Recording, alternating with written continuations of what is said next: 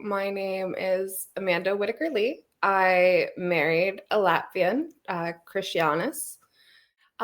His grandmother is from Latvia. She had to flee during the Second World War. They fled to France and then Tunisia, and then made their way over to Canada, where his family is mostly based now.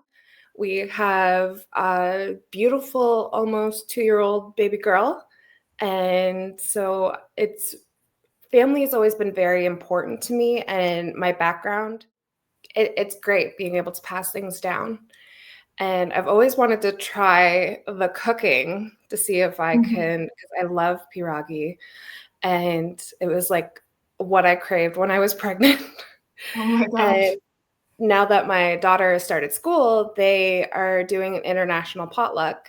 And I was like, yes, I have to make this. I have to figure out how to make this. And so I pulled out, I have 2 Latvian cookbooks. One I found out is not very good, and the recipe was a complete disaster. Okay. Latvian national cuisine, I can get it in a minute. And then the second cookbook I have is called Latvian Cooking. It was created from the Latvian church in Toronto. So I used the first cookbook, did 2 different attempts to make the pierogi. They looked nothing like pierogi. They tasted great though. And then I decided to post online, like, please help. What am I doing wrong?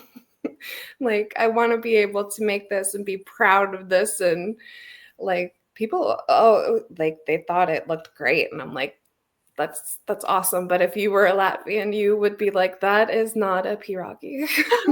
So then I got a bunch of feedback, as in different flours, like use bread flour opposed to all-purpose, heating up the milk, which the first recipe didn't even call for milk. And then, so I ended up getting my husband's great-grandmother's recipe, a distant cousin's recipe, the recipe from the Latvian church in Toronto, and one other person sent me a recipe, and then I just kind of combined them all to see what did and what didn't work. Right. And then we've pretty much nailed the dough down. It's just now perfecting the how to fold it and get it to the pierogi shape. And I actually have some beside me I was eating for breakfast, and these ones like split at the side, and my husband's like, no, you're supposed to like tuck it in underneath. And I was like, okay, well, how do I do that? And so we're figuring that out. And a lot of people were like, it's looking great. Keep going. You got this. We're proud that you're at least even trying. And then I got like one private message where she was like, here, like, let me give you my recipe, and then you can kind of work off that. If you have any more questions, message me. And then there was a Latvian club where I am. It kind of fell apart, but I had one of the ladies message me. She's like, if you need, like, I'll come over and we can cook them together and figure that out. I didn't want to just Google pierogi recipe because I didn't feel like it would be authentic. So I wanted to do some research, get kind of a like more understanding of it. And from what I gathered, it had a basic recipe. And then every family would tweak it a little to their liking. And then every generation would tweak it a little more. So it kind of, you made it to your family's liking.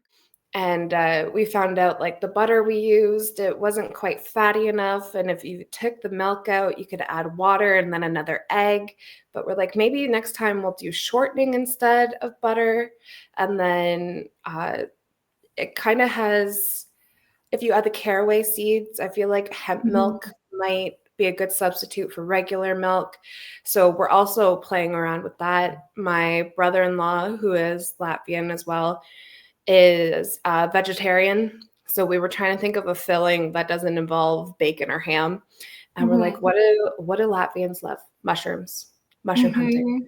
Yes. So like, let's try a mushroom filling next time that we make it as well. And we're having a lot of fun with it. We've eaten a lot of bacon, so we're ready to try different fillings.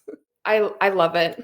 It's hard standing in the kitchen all day, but it's so worth it. And also sharing that with my daughter. She loves standing on her little toddler tower up on the counter beside me. I spread some flour out on the counter and she just plays with the flour and the cups while I'm making everything beside her. And it's enjoyable. And I want her to have that experience. Our next my next goal is to make the Latvian gingerbread cookies. I was told it roughly translates to pepper cookies.